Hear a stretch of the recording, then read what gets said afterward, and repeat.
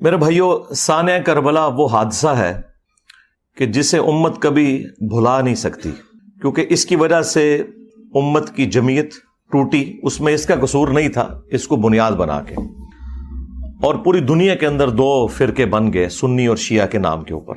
ہمارے نزدیک تو دونوں مسلمان ہیں اپنی غلطیوں کے باوجود۔ انیشلی یہ اختلاف ایک سیاسی اختلاف تھا، پولیٹیکل اختلاف تھا، عقیدے کا کوئی اختلاف نہیں تھا، لیکن وقت کے ساتھ ساتھ یہ اختلاف اس لیول پر بڑھ گیا کہ آج عقیدوں کی شکل اختیار کر لی ہے۔ اور اس ایکسٹریم رویے کی پیش گوئی اللہ کے محبوب صلی اللہ علیہ وآلہ وسلم نے پہلے ہی فرما دی تھی۔ چنانچہ اہل سنت اور اہل تشیع دونوں کے ہاں یہ حدیث موجود ہے۔ اہل سنت کے ہاں فضائل صحابہ احمد بن حنبل کی کتاب میں یہ حدیث موجود ہے، مشکات شریف میں بھی ہے، مسند احمد کے حوالے سے جو مرفوع روایت ہے، اس کی صحت کے اوپر کلام ہے، لیکن وہ متن کے اعتبار سے روایت بالکل درست ہے۔ البتہ جو فضائل صحابہ احمد بن حنبل کی کتاب میں روایت ہے مولا علی علیہ السلام سے خود، اور وہ غیبی خبر پر محمول ہے، تو یقیناً رسول اللہ صلی اللہ علیہ وآلہ وسلم کے بتانے پر انہیں یہ بات معلوم چلی۔ اور سیم روایت نہج البلاغہ اہل تشیع کے ہاں جو مولا علی علیہ السلام کے خطبات ہیں ان میں بھی موجود ہے کہ سیدنا علی نے کہا کہ میری وجہ سے، یعنی مجھے بنیاد بنا کر، دو فرقے گمراہ ہو جائیں گے اور دو جہنم میں چلے جائیں گے۔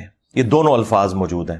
ظاہر ہے کہ گمراہی کا انجام جہنم ہی ہے، ایک میری محبت میں غلو کر کے اور ایک میری دشمنی میں غلو کر کے۔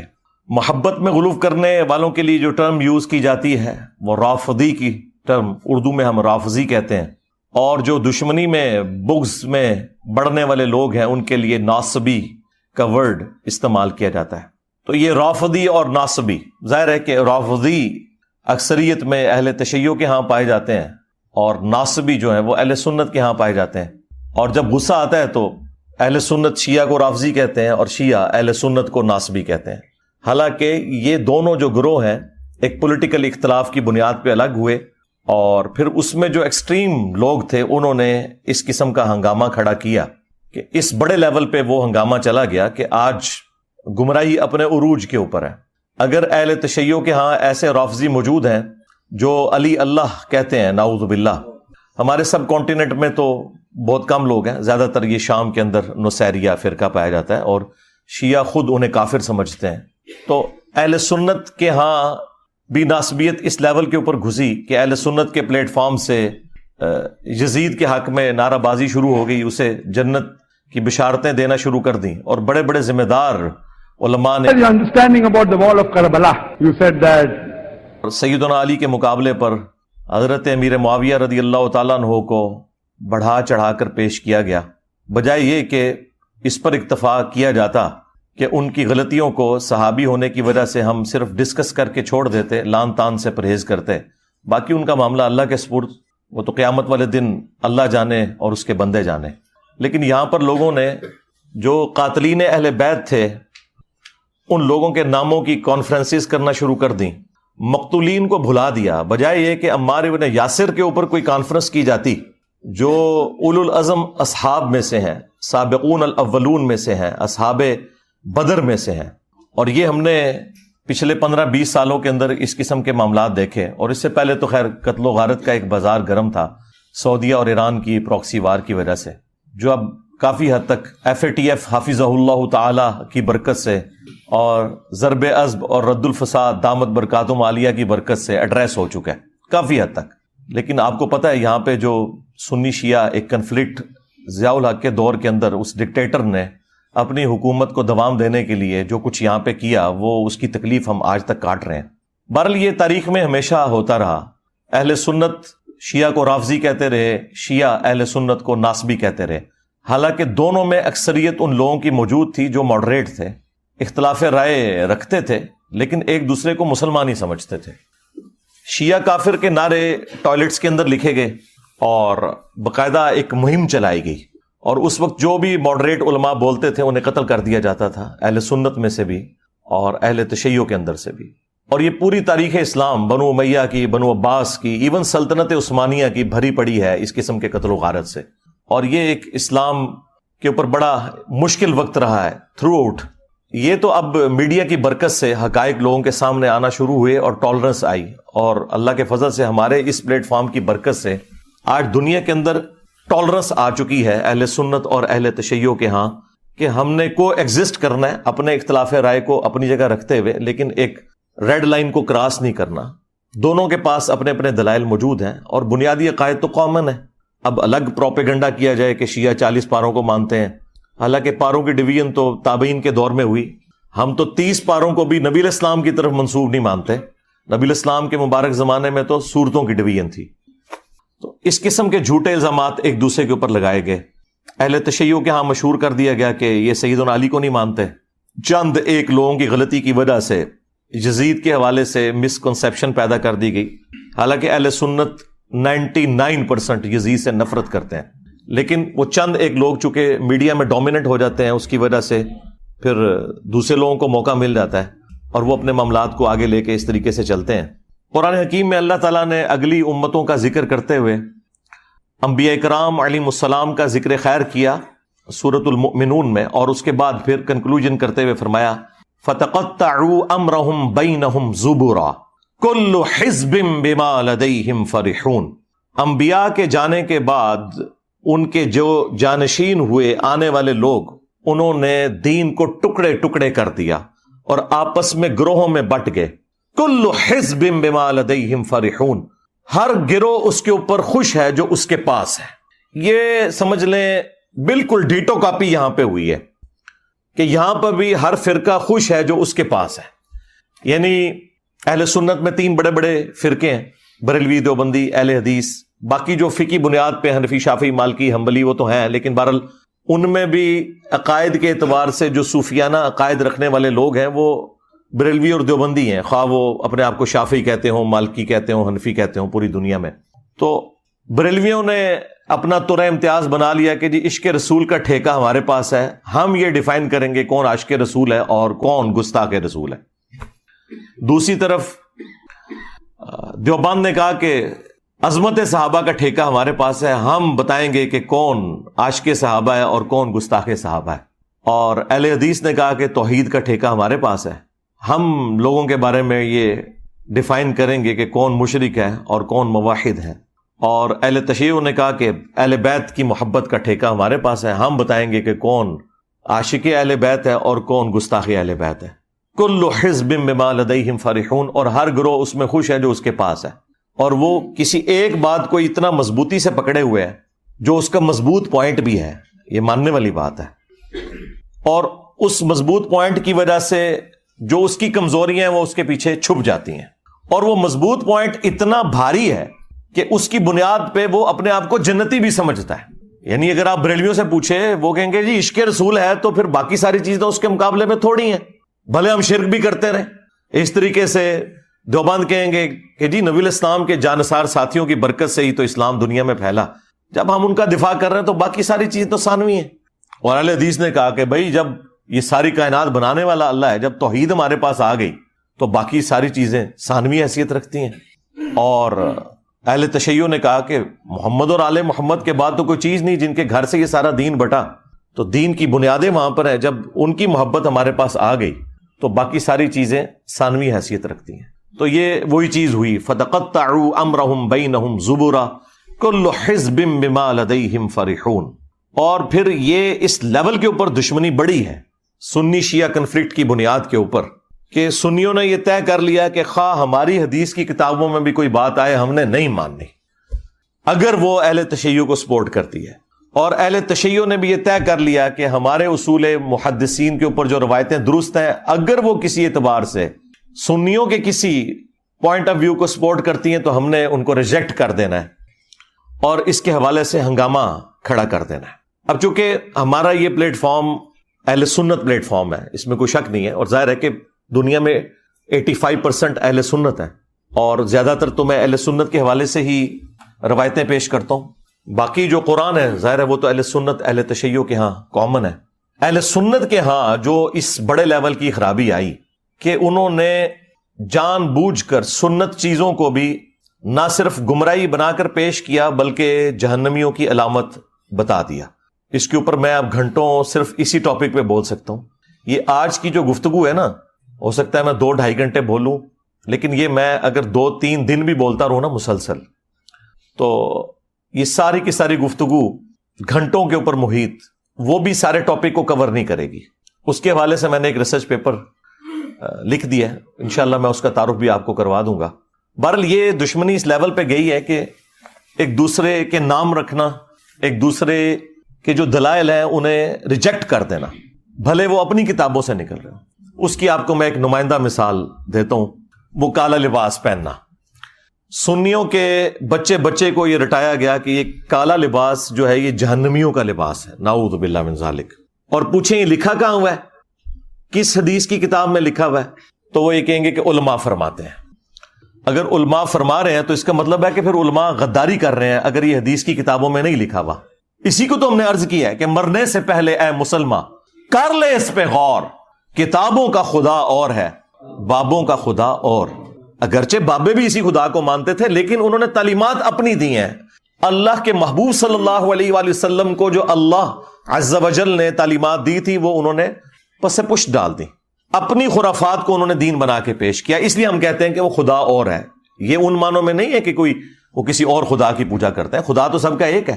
ہندو اسے بھگوان کہتے ہیں، کرسچن اسے گاڈ کہتے ہیں، ہم اسے اللہ کہتے ہیں، خدا کہتے ہیں، سپر نیچرل ایجنسی کہہ دیتے ہیں، سپریم بینگ کہہ دیتے ہیں، سپر نیچرل اتھارٹی کہہ دیتے ہیں۔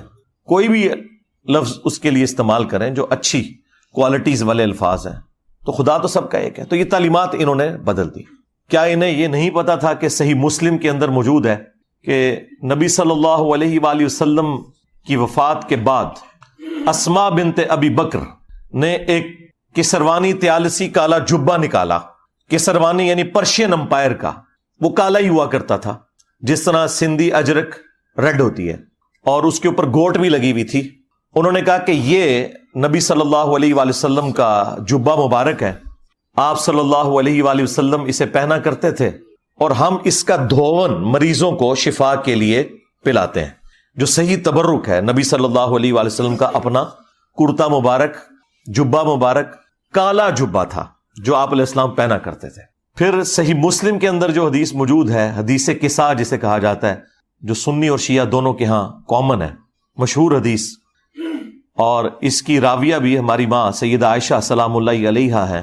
وہ کہتی ہیں کہ نبی صلی اللہ علیہ وآلہ وسلم اپنے گھر سے اس حال میں برآمد ہوئے کہ آپ نے ایک منقش چادر کالے رنگ کی اوڑھی ہوئی تھی، جس کے اوپر اونٹ کے کجاووں کی مانند ڈیزائن بھی بنے ہوئے تھے، جس کی وجہ سے یہ ہماری نعتیں لکھی جاتی ہیں، کالی کملی والے۔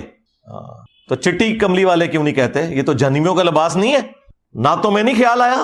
تو یہ تو مسلم شریف میں تھا۔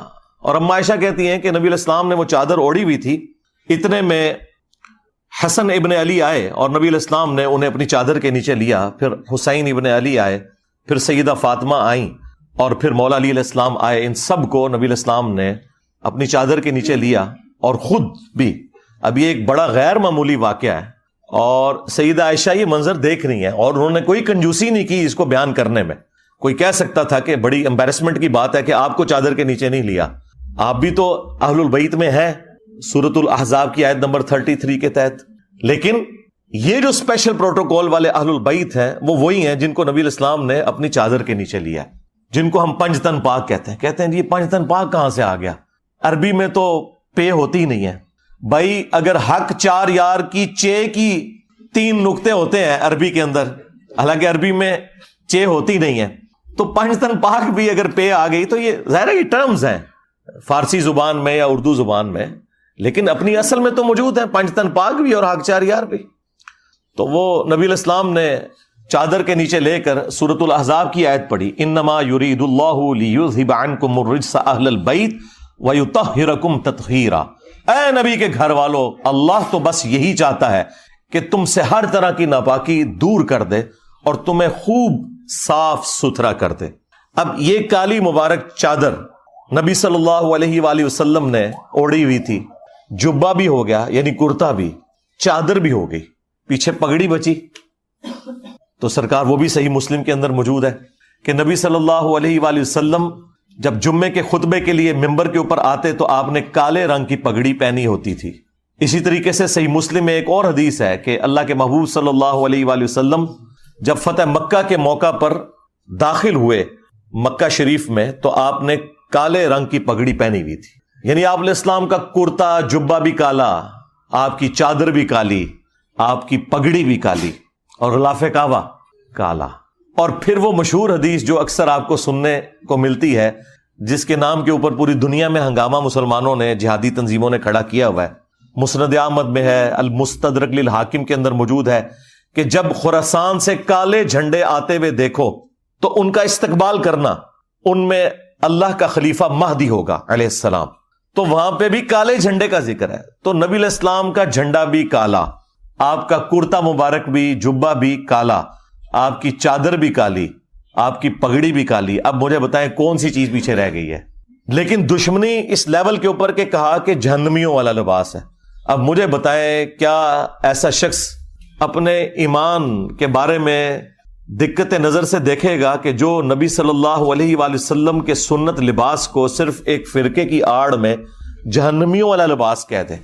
یہ میں نے آپ کو ایک نمونہ پیش کیا ہے۔ میں اگر صرف یہ نمونے نکال کے آپ کو دکھاؤں تو آپ کو دشمنی کا لیول نظر آئے گا کہ علماء نے کس بڑے لیول کے اوپر دھوکہ کیا ہے، اور یہ آج کے علماء نے نہیں، صدیوں سے یہ دھوکہ امت کو دیا گیا ہے۔ اسی لیے پھر میں نے اتنے پیشن کے ساتھ یہ بات عرض کی تھی کہ دیکھیں ان کے بزرگوں نے جو گمراہیاں پھیلائی تھیں اتنے بڑے لیول کے اوپر، تو اللہ تبارک و تعالیٰ نے پھر ان کے بزرگوں اور ان کے کٹر فالوورز کے اوپر کتنی بڑی بلا چھوڑ دی ہے کہ جو کہتا ہے کہ میرے نبی عیسیٰ ہے ہی کوئی نہیں، تیرے بابے تھے شے ہی کوئی نہیں۔ صلو علی محمد وآل محمد، اللہم صلی علی محمد وعلی آل محمد۔ تو دیکھیں پچھلے 1200-1300 سال کی گمراہیاں یوں 12 سالوں کے اندر مٹی پلید ہوئی ہے۔ ان لوگوں نے غداری کی تھی، ان لوگوں نے عزتیں اویل کی تھی اللہ اور اس کے رسول کے نام کے اوپر، ان لوگوں نے چندے بٹورے تھے اللہ اور اس کے رسول کے نام کے اوپر عز و جل و صلی اللہ علیہ وآلہ وسلم۔ ان لوگوں نے سواریاں سوار کی تھی مکے اور مدینے کے نام کے اوپر، لیکن جا کے پھینکی بغداد شریف، اجمیر شریف، دیوبند شریف، بریلی شریف۔ غداری کی ہے انہوں نے، اور اس غداری کا انجام کیا ہوا ہے کہ آج یہ لوگ اپنے بزرگوں کی تعلیمات سے منہ چھپاتے پھر رہے ہیں، اور وہ کہہ رہے ہیں جی انسانی تاریخ میں اتنا بڑا کوئی فتنہ نہیں آیا جتنا بڑا فتنہ انجینئر ہے۔ بالکل ٹھیک ہے، یہ عربی والا فتنہ ہے، آزمائش۔ اور یقین کریں یہ لوگ آپس کی دشمنیاں بھول گئے ہیں اس کی وجہ سے، تو ہمیں تو کوئی فرق نہیں پڑتا، ہم نے تو اللہ کے فضل سے اہل بیت کا مقدمہ لڑا ہے اور لڑیں گے انشاءاللہ تعالی۔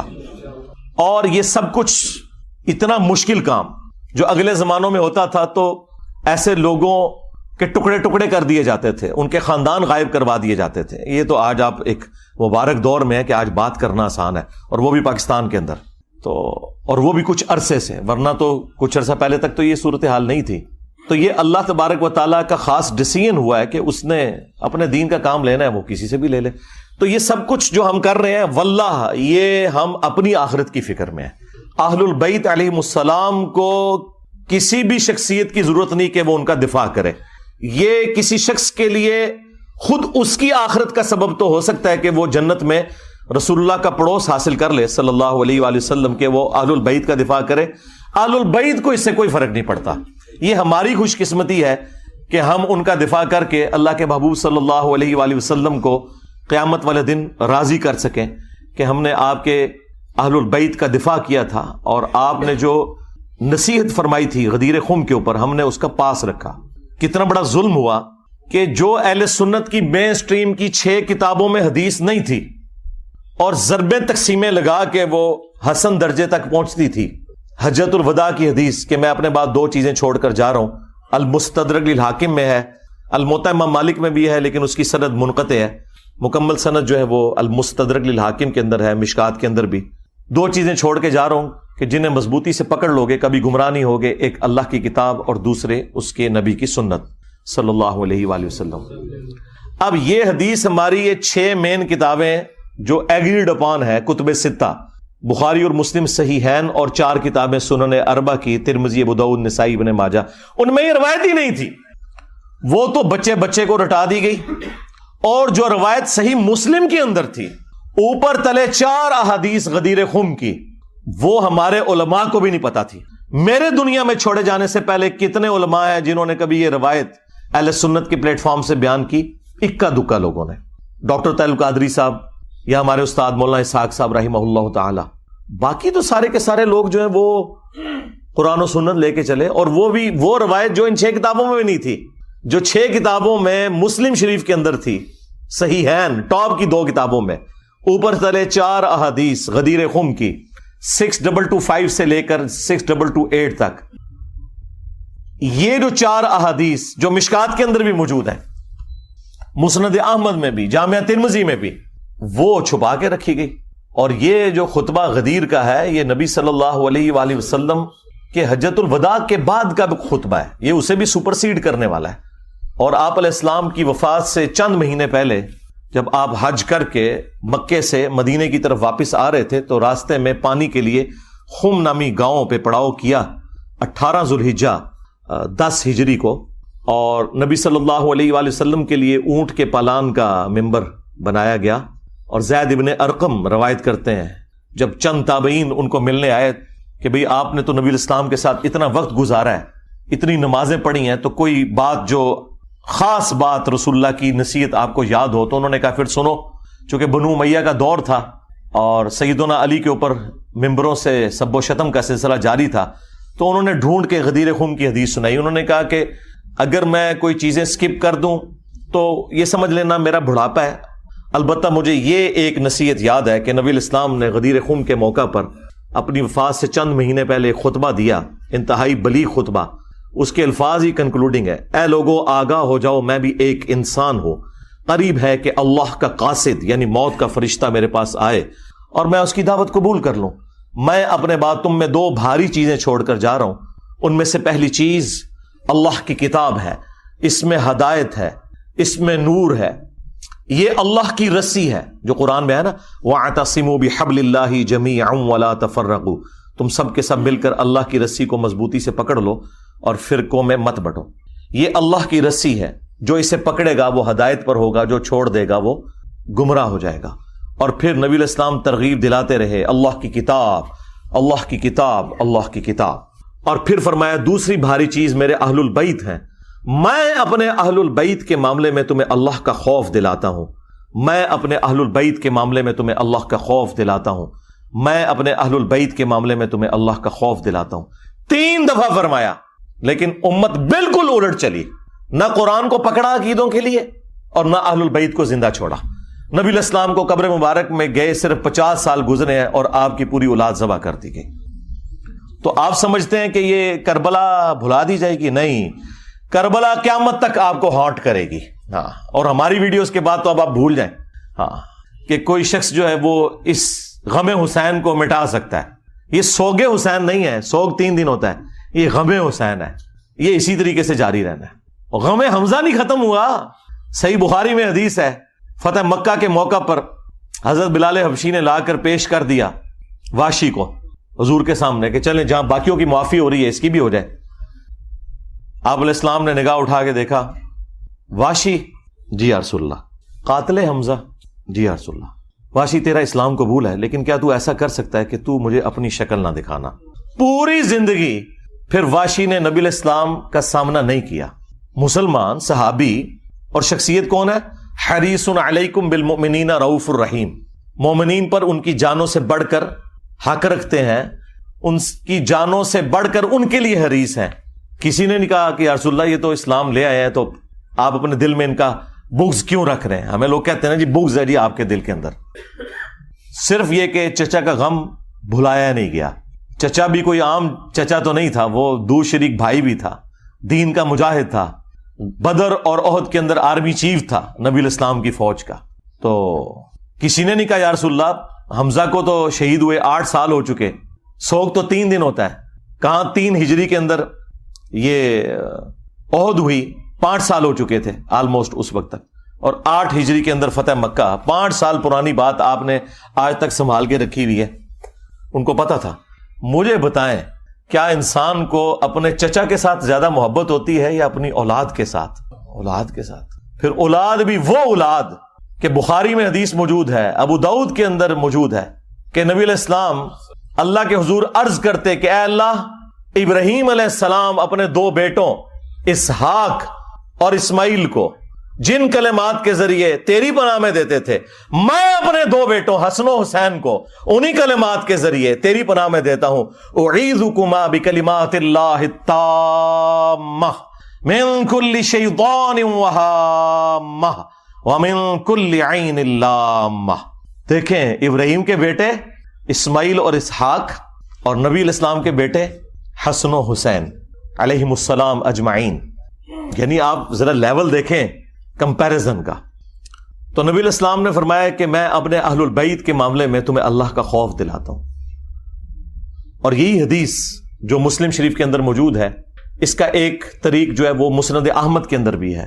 اس میں پھر یہاں تک الفاظ ہیں کہ نبی علیہ السلام نے اپنے حق ولایت کا ذکر کیا، النبی اولا بالمؤمنین من انفسہم وازواجہ امہاتہم، نبی مومنین کی جانوں سے بڑھ کر ان پر حق رکھتے ہیں، اور نبی کی بیویاں امت کی مائیں ہیں۔